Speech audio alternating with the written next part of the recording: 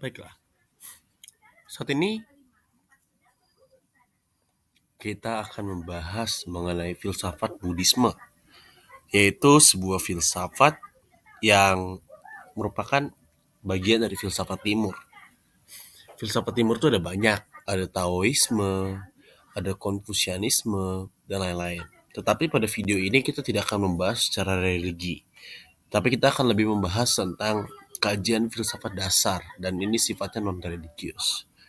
Jadi, kira-kira kalau orang awam mau mengerti tentang Buddhisme sebagai suatu filsafat, ya kira-kira gimana? Ya, perhatikanlah penjelasan pada saat ini sehingga kita akan bisa mengetahui sebenarnya esensi daripada filsafat itu secara sederhana itu gimana, gitu ya. Tapi ingat bahwa ini bukan penjelasan yang 100% sempurna, sehingga koreksi-koreksi masih bisa untuk diberikan, disebabkan saya sendiri bukanlah seorang yang expert dalam bidang ini. Tetapi kita akan bahas tentang filsafat Buddhisme karena filsafat ini memberikan banyak peran penting bagi dunia, gitu ya. Baik.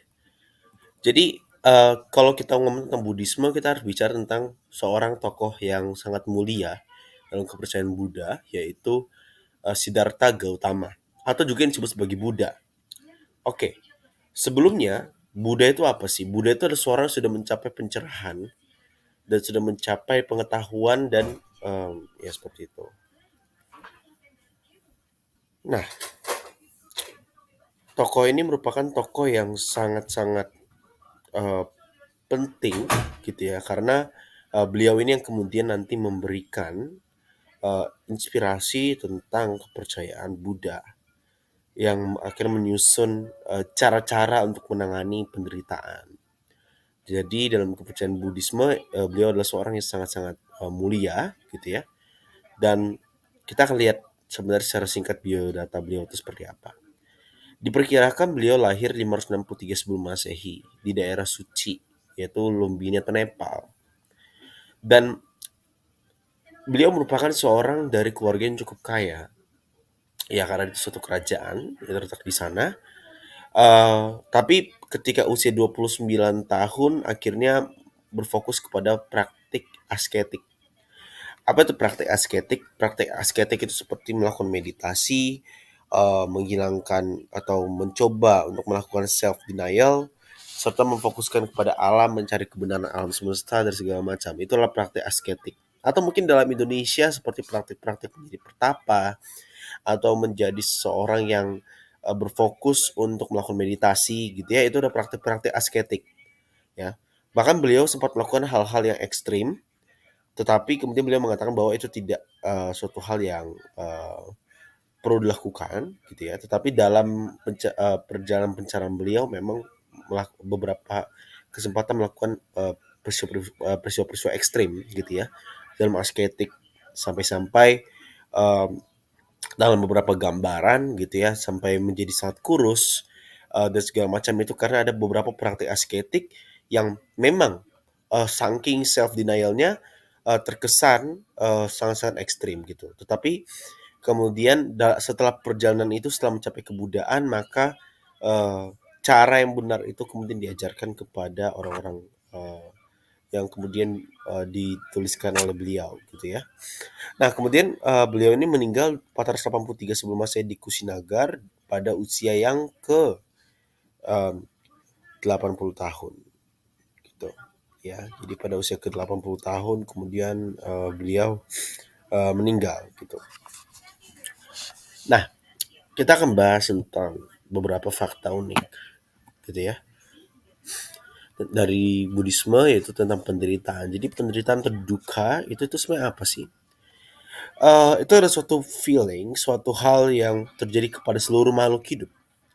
Karena keinginan mereka itu tidak tercapai, padahal keinginan kita itu tidak terbatas gitu ya. Tapi somehow sumber daya dan hal-hal di sekitar kita itu kan suatu hal terbatas. Ini juga yang menjadi pokok masalah dalam perekonomian gitu ya, bahwa dalam perekonomian sendiri kita harus memanajemen antara sumber daya yang terbatas untuk memenuhi kebutuhan yang tidak terbatas.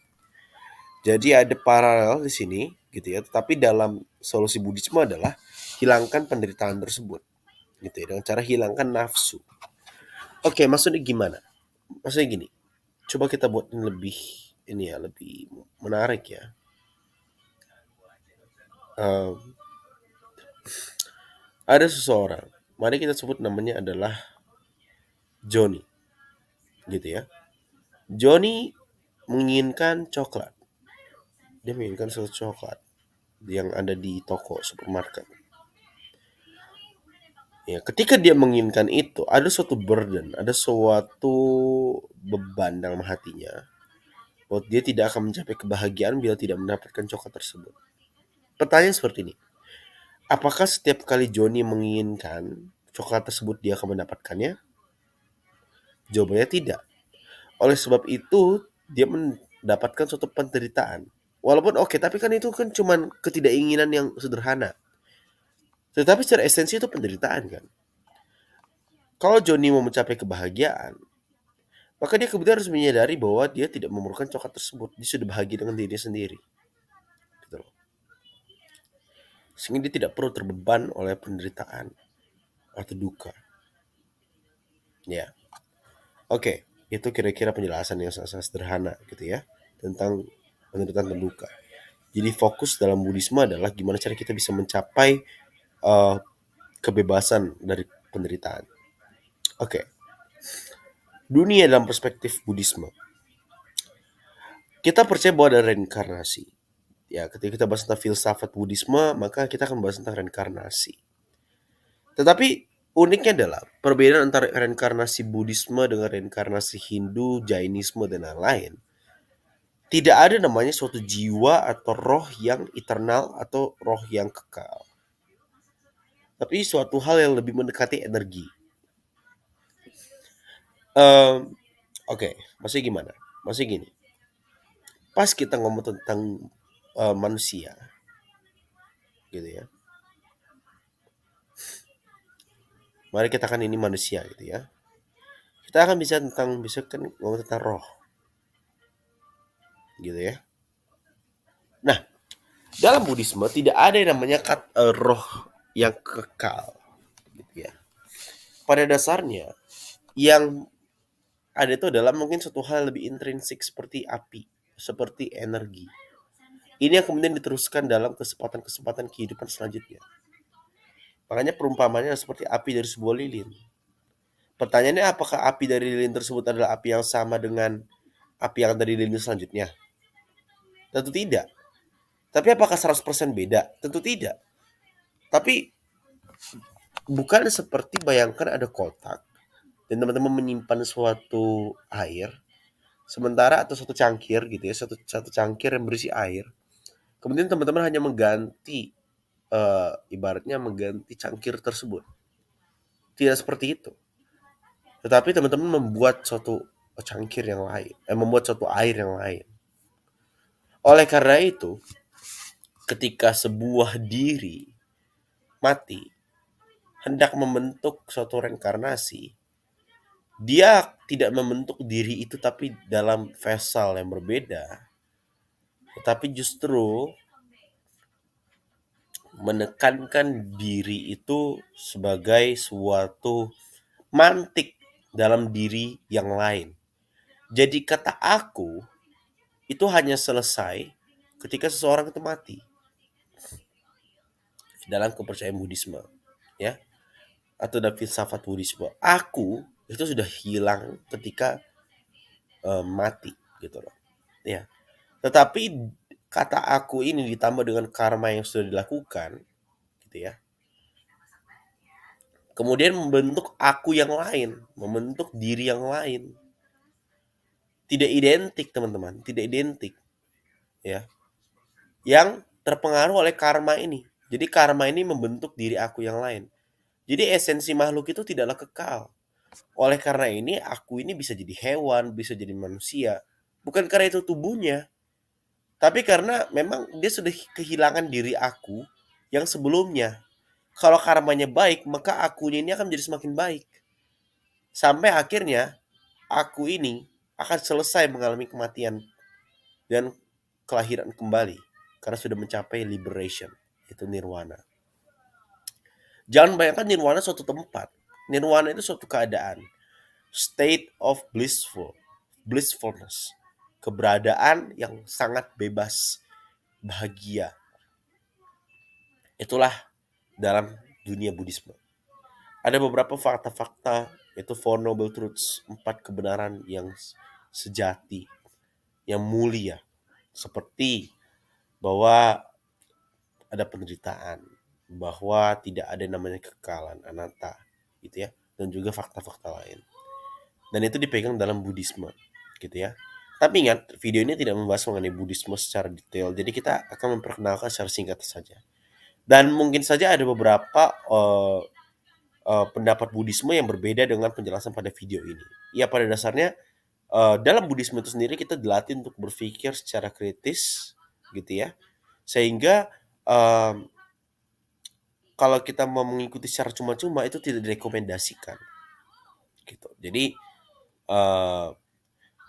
sosok Siddhartha Gautama itu seseorang yang benar-benar membawa liberation, gitu ya, berarti bahwa kamu tidak perlu ikuti doktrin-doktrin tertentu, tetapi carilah melalui pencerahan itu sendiri. Jadi manusia itu harus mencari pencerahan sendiri, gitu ya. Carilah pencerahan sendiri, gitu, dan tidak bergantung pada orang lain. Sampai akhirnya kita mencapai liberation, mencapai kebebasan dari segala duka kita. Itulah Buddhisme. Gitu. Nah, apa itu pencerahan? Ya, sesuai keadaan ketika kita mencapai target itu peninggalan nafsu secara total. Dan kita mencapai nirwana, gitu ya. Jadi pencerahan dalam Buddhisme itu seperti itu. Nah, sekarang pengaruh Buddhisme itu di dalam dunia sekarang ini tuh apa? Banyak. Seperti etika, gitu ya. Seperti bagaimana cara kita men-treat others, gitu ya. Memperlakukan yang lain. Bahwa dunia ini continuous, tetapi tidak ada yang kekal, gitu ya. Semua itu berubah. Dan in fact, seperti beberapa kisah-kisah karya-karya tulis itu diciptakan memiliki korelasi dengan Buddhisme. Salah satu mungkin yang paling populer adalah Journey to the West. Ada kaitannya dengan Buddhisme, ya. Walaupun sebenarnya itu dalam beberapa pendapat memang suatu karya novel, gitu ya, tetapi memiliki beberapa intisari yang dari Buddhisme itu sendiri. Bahwa pada ujung-ujungnya sehebat apapun kita harus mencapai liberation, kan seperti itu. Dan beberapa pokok-pokok kebebasan juga ada dari Buddhisme itu sendiri. Bahwa yang kita harus targetkan adalah mencapai kebebasan, bukan mencapai pendapatan, kekayaan, kekuasaan dan lain-lain. Dan spiritualitas modern juga memiliki beberapa unsur yang dari Buddhisme, seperti penekanan pada meditasi, gitu ya. Orang-orang yang spiritual but not religious, gitu ya ibaratnya ya. Dia banyak belajar, gitu ya, atau mengadaptasi dari sistem Buddhisme. Seperti praktek meditasi, kemudian praktek mencapai spiritualitas, ya, atau spiritual freedom. Jadi dia bebas menentukan spiritualitasnya dia. Satu hal yang lebih universal, ya. Itu didapatkan ketika kita atau beberapa orang itu mengadaptasi prinsip-prinsip Buddhisme di dalam diri kita, gitu loh, dalam diri mereka. Oleh sebab itu Buddhisme punya peranan yang sangat-sangat penting, gitu ya, dalam kalangan spiritual, ya. Dan memang efeknya masih ada hingga saat ini. Dan memang karena pastinya filsafat Buddhisme, filsafat yang kita bahas ya, bukan agama ya. Filsafat Buddhisme ini yang kemudian dipegang oleh orang-orang, terutama oleh pemeluk agama Buddhisme, gitu loh. Ya, ingat bahwa mungkin memang iya, filsafat dan agama Buddhisme itu tidaklah satu hal berbeda. Tetapi dalam pembahasan saat ini kita membahas tentang Buddhisme sebagai filsafat, gitu ya. Jadi kita tidak akan menyinggung tentang agama atau gimana segala macam, tidak. Kita akan bahas tentang filsafatnya. Dan filsafat ini sangat bagus, gitu ya. Dan oleh sebab itu inilah salah satu contoh dari filsafat timur. Kita akan belajar filsafat-filsafat lain. Tetapi dalam video selanjutnya kita akan bahas tentang filsafat barat. Yaitu terdiri atas Socrates, Plato, dan Aristoteles. Kita akan bahas dulu tentang filsafat-filsafat klasik dulu ya. Baru kemudian kita akan masuk ke filsafat-filsafat yang lebih modern. Seperti Neoplatonisme dari Plotinus dan juga beberapa filsafat-filsafat lain, termasuk seperti gnostisisme dan segala macam. Kita kan bahas gitu ya. Tetapi itu nanti gitu ya. Karena gnostisisme ini sudah bercampur nanti. Dia tidak murni filsafat. Filsafat itu seperti neoplatonisme. Kita akan belajar juga tentang filsafat-filsafat lain gitu ya yang ada di pertengahan. Gnostisisme seperti tidak akan kita bahas karena itu agak bertabrakan dengan situasi sosial religius dari saat itu. Jadi kita akan mencegah dari pembahasan itu. Kita akan bahas ke arah filsafat sebagai filsafat. Nah, itulah pembahasan tentang filsafat Buddhisme. Mohon maaf bila ada kesalahan kata, dan terima kasih.